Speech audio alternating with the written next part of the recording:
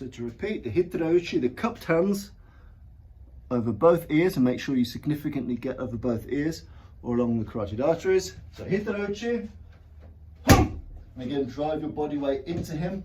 These are strikes, there's no magic formula to it. Just because the ears are sensitive doesn't mean you go at it weak. I think one of the fundamental issues with a temiwaza is people assume because the point is vulnerable, they don't attack it with the same gusto as if it were a solid jaw or a body shot.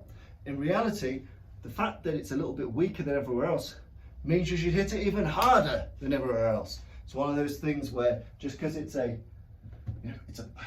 hesitant to say pressure point, but a point of structural weakness, just because it's a point of weakness on the human being doesn't mean you treat it with any less respect, and you hit it just as hard as you'd hit anything or anywhere else. So in this one, hitarouchi, and we slap across. We take a firm grip at the bottom of the chin. We take a firm grip on the top of the cap, and think about where your top of your head here, not the back of the neck, the top of the head, the top of the head. Here, get the chin, the back and top of the head. You twist that as you bring the opponent down. So you twist their head and you pull his head down, sharply pull it down. It's harder to show on a bob dummy, but if you imagine we enter with the hitarouchi, we maintain contact, we get a firm grip at the bottom of the jaw, firm grip at the top of the head, we twist as we step back with the aim to plant the back of his head on the floor. So we're not playing nice here. It's a bit of almost like a snatch takedown that you'd get in Greco-Roman wrestling, only backwards. We twist him and we snatch him down to the floor with the aim to drop the back of his head on the concrete. Next one, nice and simple. I like this one. The situation starts and it's closer than we'd like. So we're going to take an obi grip. So we're either going to take the belt, if he's got a belt, the inside waistband of his trousers, or indeed just the lower portions of his jacket like I'm going to do. But I'll call it an obi waza just for now. So we're grabbing the belt here. We've got a piece of belt at the lower portion of the jacket. And what we're going to do is we're going to drive in a short range shuto strike. But unlike the previous one, which comes out at 90 degrees, this one drives up. So I pull the belt or the jacket into me. Even though we're close, I want to pull this in very tight. At the same time, I'm going to be driving this up.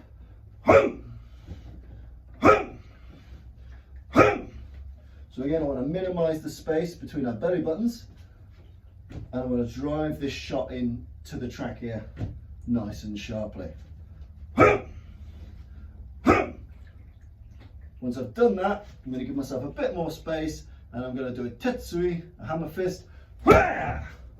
So we grab the obi, or the bottom part of the jacket, and we strike in with this shuto style blow to the throat. And you notice I'm driving my body weight towards him. I'm not passively just chopping with my elbow power, I'm driving up. I've given myself that little gap, so I take a little backward step, and then I use a tetsui, a hammer fist, along the side of the jaw. Nice, simple, horrible jiu-jitsu. So again, once we've got this and done that, the reason why I talk about a temiwaza into other types of waza is that this can also be an obinage and an obi throw, because I pulled on the belt and I pulled him in and I pushed up at the neck. Often this alone will knock someone down. It's also seen in bare knuckle boxing, known as a backfall throw. In that instance, they're holding the waist and pushing up on the jaw. In this instance, I've got the belt or the bottom part of the jacket. I'm driving sharply up, and if that throws him, that's my obinage. If it doesn't, I've got two pieces of a temijutsu. One, step off, and then tetsui. Nice, again, nice, simple, dirty street jiu-jitsu. Next thing we're going to look at is very, very simple. We're going to work a hikite, a pulling hand on the sleeve, with a tateken, a vertical fist punch. We move in that manner because the vertical fist punches are our bread and butter in Bartitsu, so we should stick to them when we're doing our jiu-jitsu. So in this version, we've ended up in a position where we've closed, we've hit, and we're at a scramble. So our bodies have clashed together. We've done the monkey dance, we've postured, we've clashed, but there's been no effectual blows. Nothing has landed, we're both a bit too close to land much with any degree of power. I'm going to take my right hand And I'm going to do a cross grab to the inside of his elbow here. So again to the fabric here, and I'm going to do a hikite. I'm going to pull sharply. I'm going to use my hips to do it, not just my bicep. I'm going to use my hips. So my hip turns. As I do that, my tate-ken comes out. Nice and simple. The important thing is to not practice this from a dry drill. So don't practice from here and go, aha, I seem to have got your arm, sir. Aha, I seem to have done a cunning blow, sir. No, this comes from a messy clash. You know, we're fighting, we're trying to nut each other, trying to bite each other. Neither of us can get the advantage and neither of us has sufficient kazushi. So I could keep trying for an underhook, but in this instance, I'm getting a bit of an arm drag essentially. I've got here, I'm going to pull in the hikite sharply, and at the same time, I'm going to punch behind his ear. Wow! So I've stretched him out. Now, a good way to achieve this is as you're gaining that inside grip for your hikite, smash your shoulder into his solar plexus. So barrel that shoulder into the solar plexus and then pull sharply for the hikite. So bang, bang, nice and simple. So we're at this close-up grapple, it's all messy, we're biting, snarling, gouging each other. I don't want none of that. So I'm going to attain this grip here. I'm going to bash into the solar plexus with my shoulder, then pull sharply with my hips as well as my body and use my tate-ken at the same time. One. Nice and simple. And again, if you're not comfortable with the tate-ken from here, use a palm strike, use a shooter, whatever you want. But it's that short, sharp hikite here and that strike. Palm or tate-ken. I quite like it with this particular fist because it matches what we do elsewhere with Bartitsu and it has a good sense of finality to it.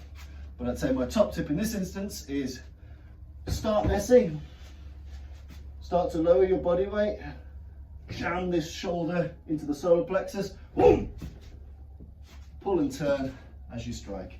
So 1, 2, like that. Nice, nice and simple. And finally, again, just to showcase a bit of jiu-jitsu, as Barton Wright would have had it, we're going to go from a haito, a ridge hand, into a hadakajime, strangle.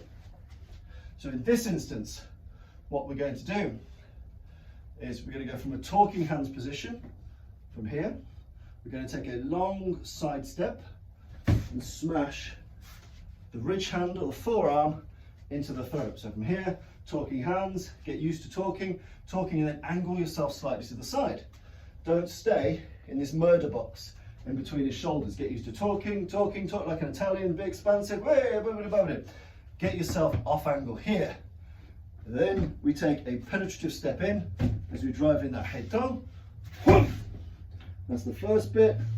We step around, we clasp our grip, and then this is really much down to preference, whether you do a gable grip, whether you do a more modern rear naked choke, a traditional choke, an airway choke, or a blood choke. It's completely up to you, but wrap it round, eliminate as many gaps as you can, push your head in and squeeze.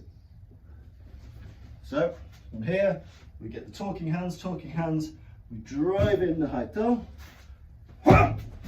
we keep the pressure on, we sneak in, and then we deploy a choke of our choosing, disrupting the balance, taking the air or the oxygenated blood as per the nature of that blow.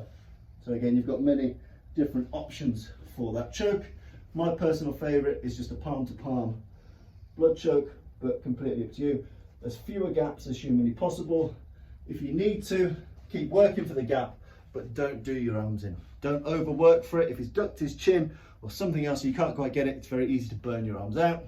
So once you've done that high toe, get the wrap, get the strangle, any number of different archetypes of strangle that you like. The main thing is, if you've got sufficient atemiwaza, bang, and you drop him here, bang, perfect, you don't need to move on to the rest. Even if I don't, boom, I've got enough kazushi, enough unbalancing to make my way around. And bear in mind, after receiving that, his somatic reflexes, how his spine reacts to pain, might have him sink down, hit him in the throat, might bring his head forward.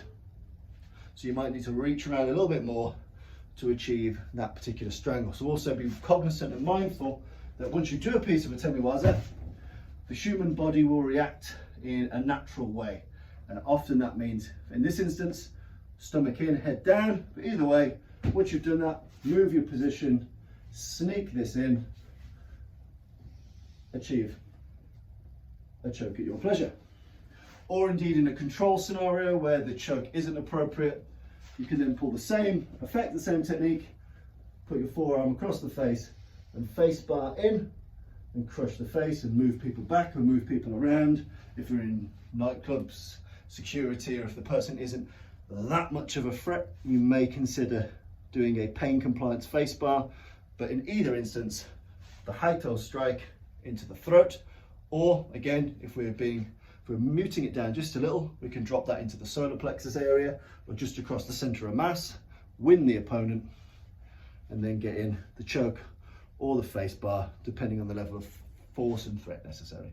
But those are some of the ways in which you can put a bit of jiu-jitsu into your Bartitsu. Bear in mind to always be putting them off balance, whether it's a temiwaza and you knock them down or knock them out, Kensetsu waza, where you're wrenching, you're not just locking, you're wrenching, Nage waza, where we're thinking not just the ippon on the back, but the back of the head on the tarmac.